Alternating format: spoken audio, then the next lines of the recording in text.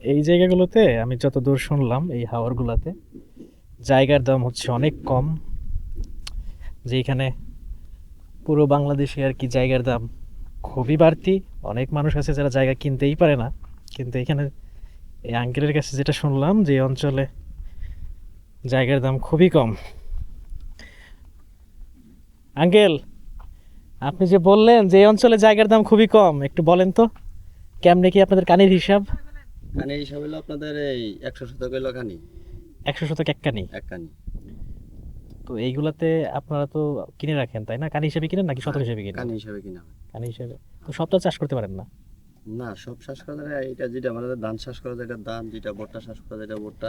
সেই হিসাবে আপনার শতকের হিসাব কত করে পড়ে? 100 শতক যদি কেউ নিতে যায়, ধরেন ঢাকার ওইদিকে তো শতকের হিসেবে কিনে। হ্যাঁ, ওইদিকে তো আপনার শতক দাম এক দামই নিবে, আর আমাদের তোমার জমি বড় জমি না, হুম, কানিও বড়, 100 শতক কানি। হুম। তো এখন বর্তমানে যে এইসব জমি যদি কিনেন তাহলে প্রায় মনে হয় এক কানি জমি কিনতে গেলে 6 লক্ষ টাকা লাগে।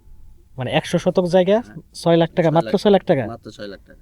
বলেন কি, এদিকে বাড়ি টাড়ি চাইলে তো করতে পারবে? হ্যাঁ, জমি তো আর ফালানো না, কোনো না কোনো দিন তো হয়তো বা কাজে লাগবে। হ্যাঁ, লাগবে, কিন্তু এত বড় হাওয়ার ভিতরে তো মনে হয় কেউ আর বাড়ি ঘর বানবে না। আমি দেখাচ্ছি এখানে আশেপাশে কোনো বাড়ি ঘর নাই, বিশাল এরিয়া।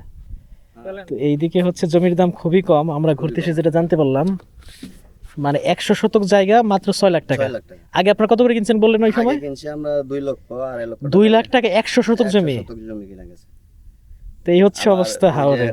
ওইদিকে যদি আপনার এই রাস্তার পাশ দিয়ে যদি কিনেন তাহলে 8 লক্ষ টাকা নেবে 100 শতক জায়গা। তারপর তো জায়গার দাম কম। হ্যাঁ, হ্যাঁ, রাস্তার পাশে যেগুলো।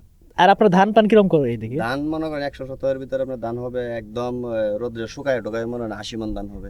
তার মানে আপনি বলতে পারেন যদি অন্য এলাকার গরিব টরিব মানুষ টানুষ থাকে এইদিকে এসে থাকতে না, পারবে থাকতে ইনশাল্লাহ। ইনশাল্লাহ। হ্যাঁ, হাওরে তাহলে একটু লোকালয় হবে। হ্যাঁ। যদিও মনে হয় সবাই বিক্রি করবে না। হ্যাঁ, বিক্রি করবে, অ্যাভেলেবেল বিক্রি করা আছে। আর এইদিকে হচ্ছে ধান মাথায় করে নেওয়ার কোনো উপায় নাই, না, কারণ এই আপনার এই যে গাড়ি আছে। কয়েক কিলোমিটারের রাস্তা, তো দেখা গেছে ধান মাথায় করে নেওয়া যাবে না। তো মানুষজন কি করে, হয়তো মহিষের গাড়ি দিয়ে নেয়, আগে মহিষের গাড়িতে নিত, এখন আর মহিষের গাড়ি নেই, এখন এখন নাই। সবাই এই যে টলি, এখন এই যে এই হ্যাঁ, ট্রাক গুলা নেয় আর কি, হ্যাঁ, মাহিন্দ্রা ট্রাক ট্রাকে- দিয়ে নেয়। ট্রাকে নিয়ে যায়।